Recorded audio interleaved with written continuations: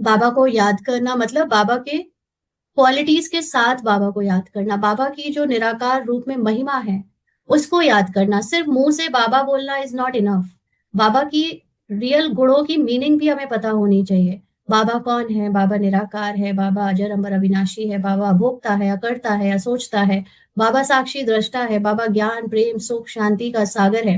ये सारी चीजों के साथ बाबा जब याद आए, इट्स लाइक कि फादर को सिंपली पापा बोल के याद करो, एक उसमें कोई रस नहीं है। लेकिन जब आपको अपने पापा उनकी क्वालिटीज के साथ याद आते हैं, मेरे पापा ऐसे बोलते थे, मेरे पापा ऐसे कहते हैं, मेरे पापा ऐसे हैं वैसे, तब वो पापा के बारे में जो आप याद कर रहे हो वो आपके अंदर उसकी जो भी शक्ति है या कॉन्फिडेंस है वो भरता है। उनकी याद से उनकी बातों से आपको जो अंदर से ताकत आती है वो आपके अंदर काम करने शुरू कर देती है। तो ऐसे ही फिजिकली शब्द सिर्फ बाबा इज नॉट इनफ।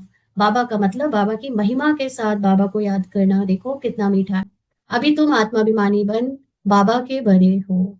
जो जो अपने को आत्मा समझता है केवल वही वही बाबा का बना है। सिर्फ मुंह से कह देना कि मैं आत्मा हूं, ये अपने को भी धोखा देना है। बाबा तो धोखा खाता ही नहीं।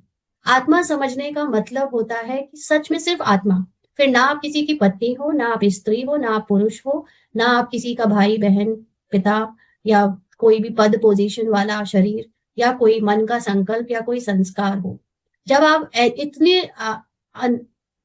अंदरूनी रूप से आत्मा का एक्सपीरियंस करते हो जिसमें कोई लेयर नहीं, कोटिंग नहीं, कोई आइडेंटिटी नहीं, तब वो बाबा का बनना होता है।